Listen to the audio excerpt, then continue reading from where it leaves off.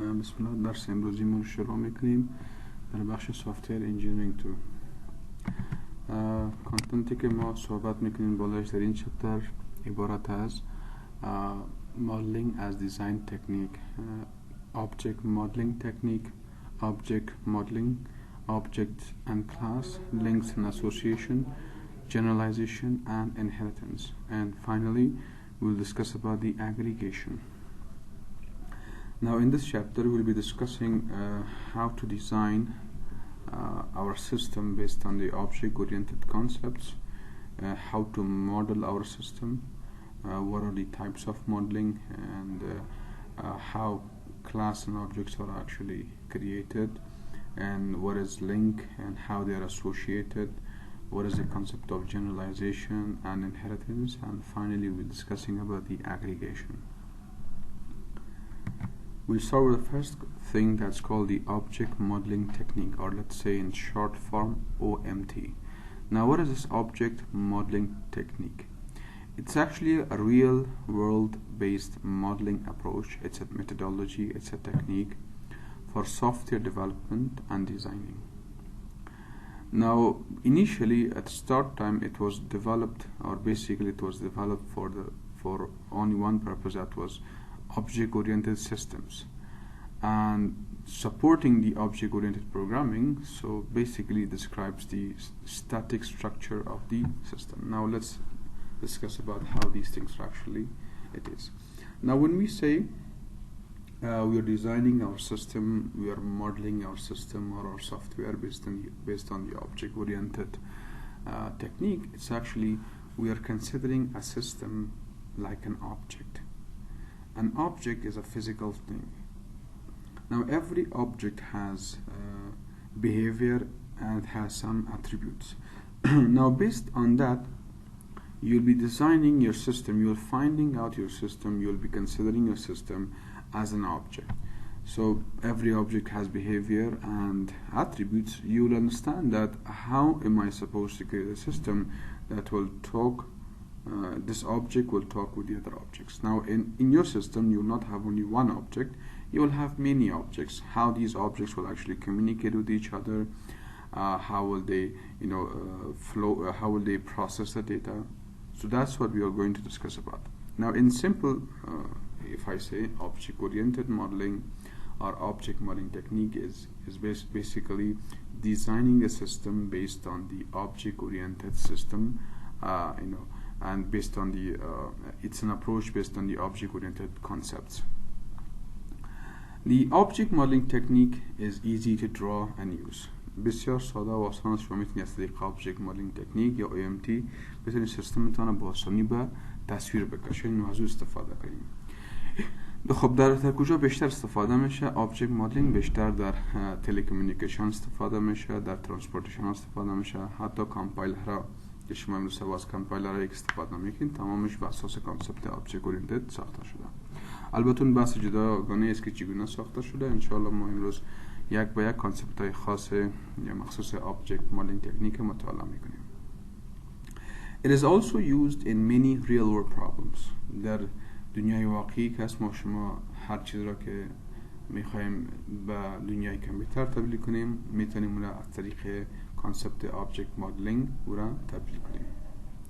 OMT is one of the most popular object oriented development technique. Nowadays it's actually developed by James Raboff. You can search about Mr. James in Google. It will give you a description of how he developed the system.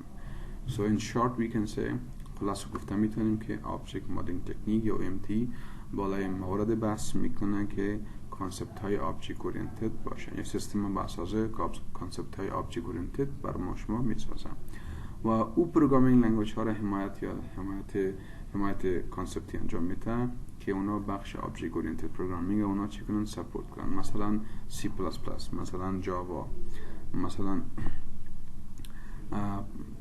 پایتون، PHP یا زبان های دیگری که اونا میتونن اونا در خود object oriented programming در خود جاگزین کردن، کانسپت هاش رو بدن.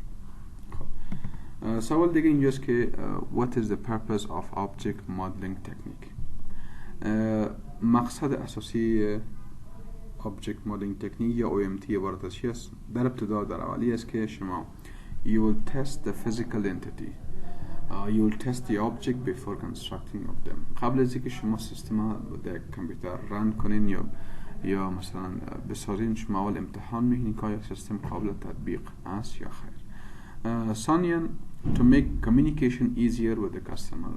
از طریق object oriented شما میتونین با کاستمرتان بسیار با آسانی صحبت داشته باشین، ارتباط داشته باشین تا سیستم بر اساس خواسته های اونا بسازین.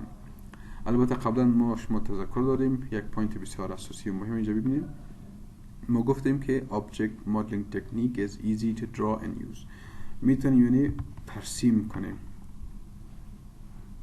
خیلی پوینت بسیار مهم است draw and use، یعنی با اساس یک تصویر ما میتونیم سیستم خود بسازیم.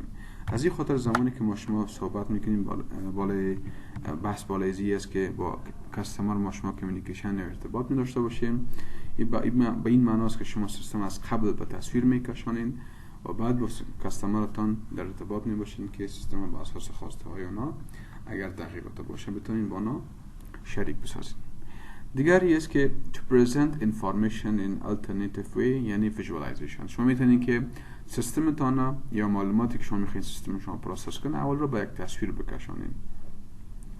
اونمو تصویر بیانگری است که میتونه سیستم چه قسم دیتا رو من از اینپوت بگیره، چه قسم پروسس کنه و چگونه بعد اوتپوت دلخواه رو به شما بگذاره. چهارمی است که to reduce the complexity of software. از مغلق بودن سافتور جلوگیری میشه. یعنی سیستم زمانی که هر قدر کامپوننتاش بزرگ شوه، اجزای سیستم بزرگ شوه، سیستم ممکن مغلق شوه، پیچیده شوه. Object modeling تکنیک یکی از کارکردهایش است که میتونه اینمی مغلق بودن در به طور کلی نه کمتر بسازه. چون ما شما میفهمیم که هر چقدر سیستم کامپوننتاش بزرگ شوه، اجزای سیستم بزرگ شوه، اونم قدر سیستم مغلق تر شده میره. لیکن ما میتونیم که این مغلق بودن سیستم کمتر بسازیم. در کل شاید تمام نشه مکمل مغلق بودنش، لیکن کمتر ممکن امکان داره که کمتر شود. و اخیراً to solve the real world problems. و پرابلم های واقعی رو شما چه کنن؟ در دنیای واقعی ما پرابلم هایی که ما شما داریم ما میتونیم کنه حل بسازیم. مثلا 50 سال قبل ما پرابلم بانک داشتیم. یعنی وقتی شما به یک بانک مراجعه میکردین،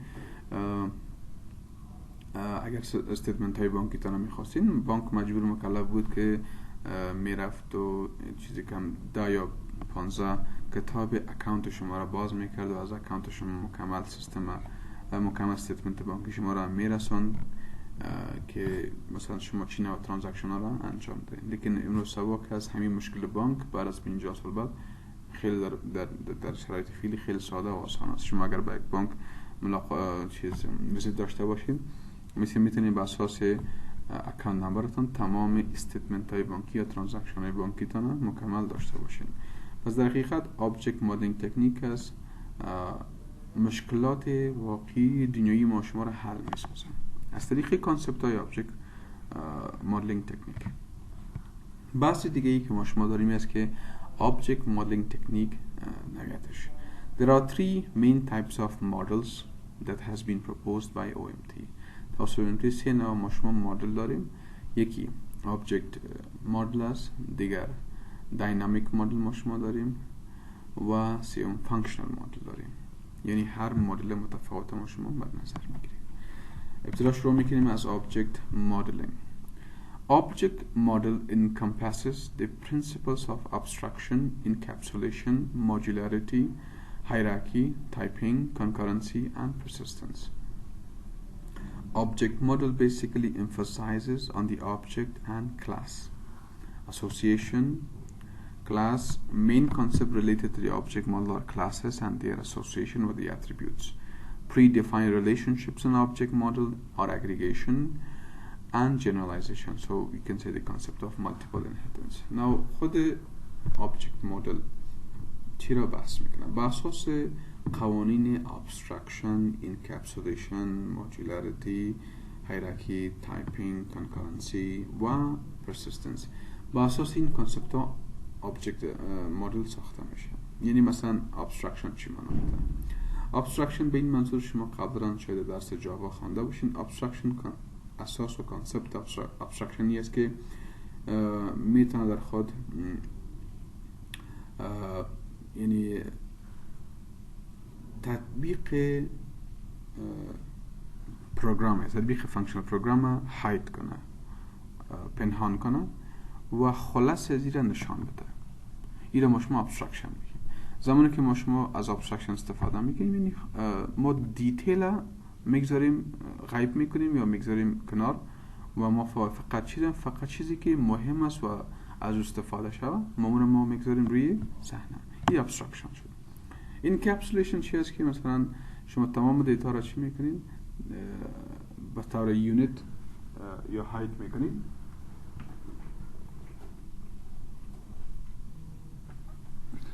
و مثلا ما شما داریم کانکرنسی که همزمان بودن کارکردها می باشه. مثلا در یک بانک از ترانزکشن ها به طور همزمان میتونه کار کنه. این یه اساس کانسپت های آبجکت مدل است.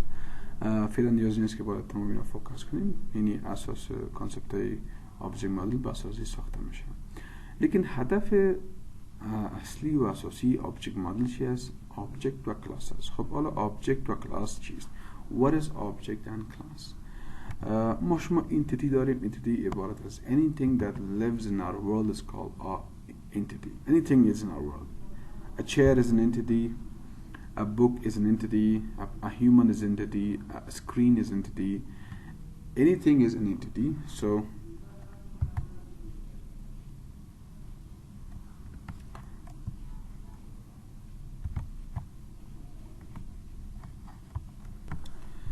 خود entity, anything in our world is entity. Now entity ممکن logical باشه و ممکن physical باشه. خب بحث logical و physical که ما شما صحبت میکنیم در object مدل ما شما دو چیزی که خیلی بالاش فوکس میشه که object است و دیگر کلاس است. البته بحث logical entity را کلاس مطرح میکنه و بخش physical entity را object مطرح میکنه. شما از قبل مطالعه کردین در بخش جاوا.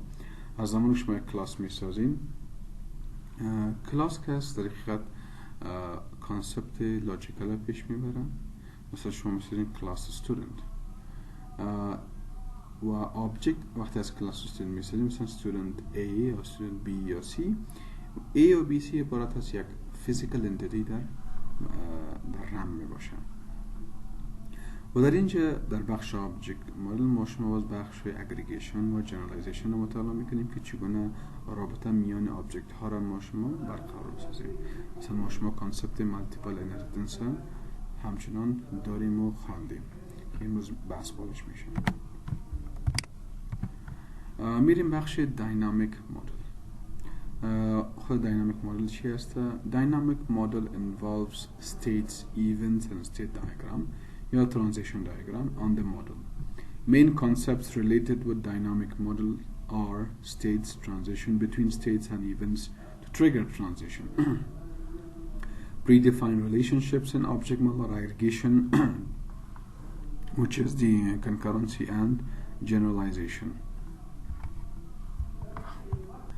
خود داینامیک مدل چرا مثلا بحث قرار میده؟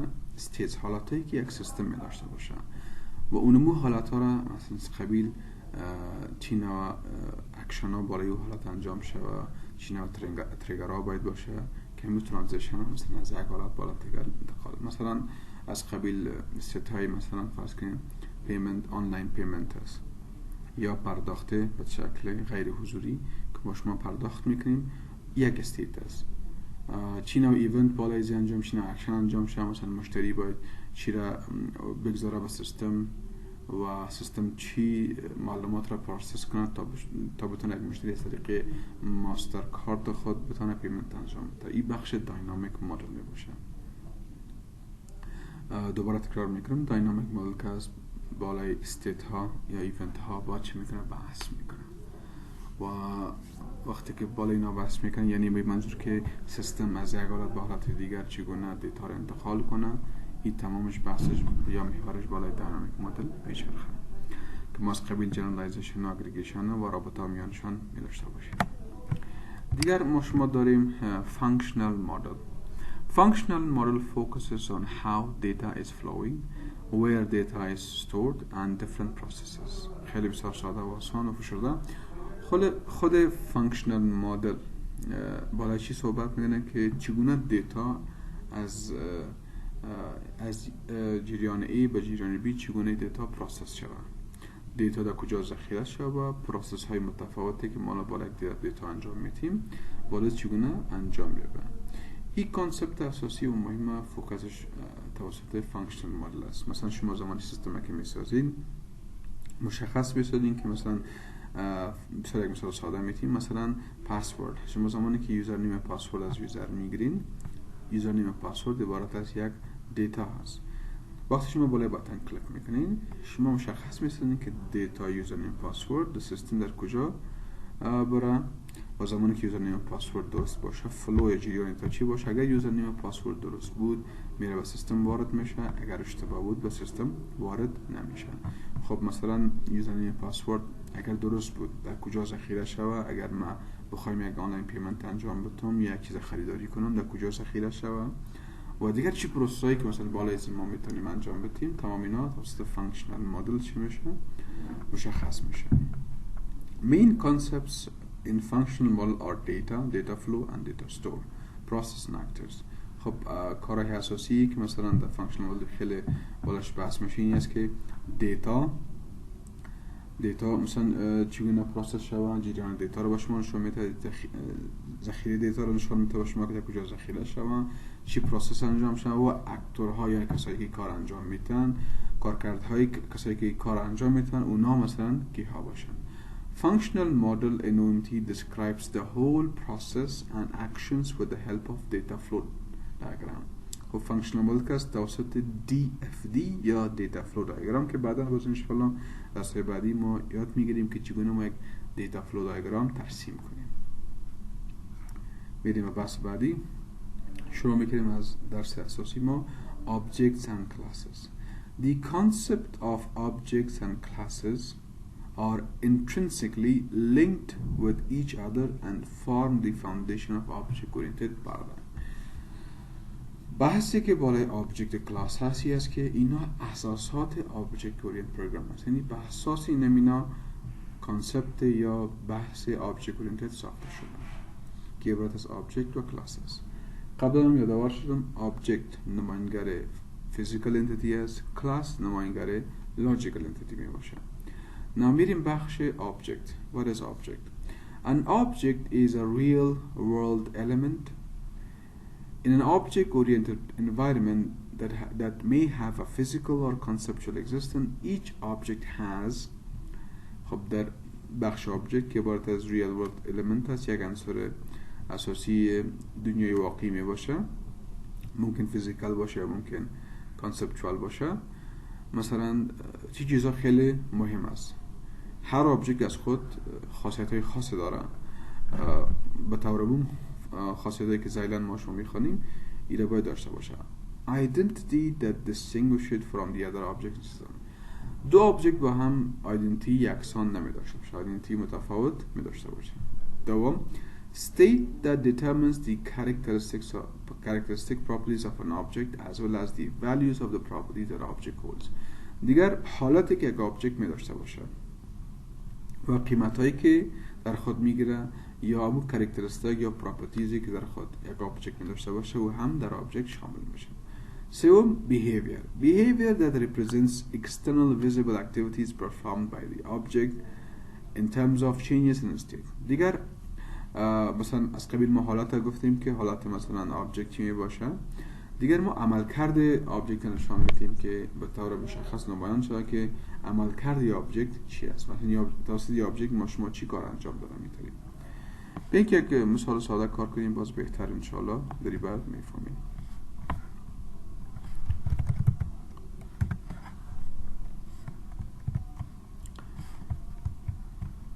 بریم سیو کنم اینجا بخش دسکتاپ. let's say object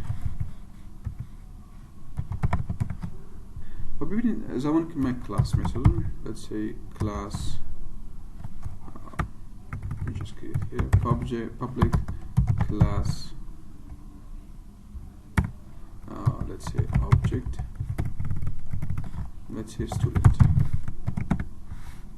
public static void main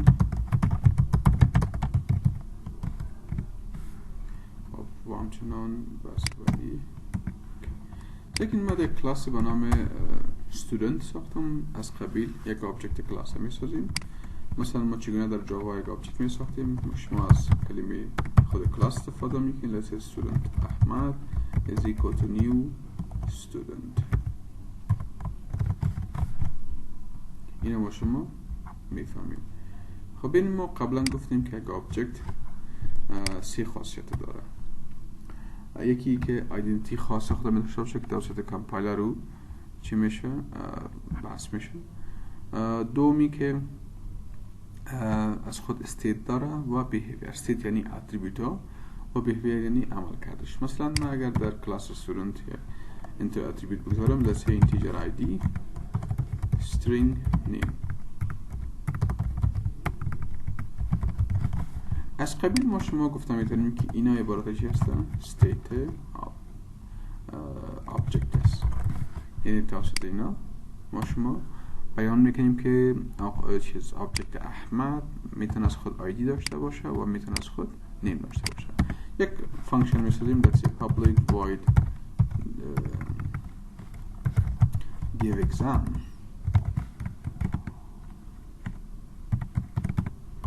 شما بگیم که system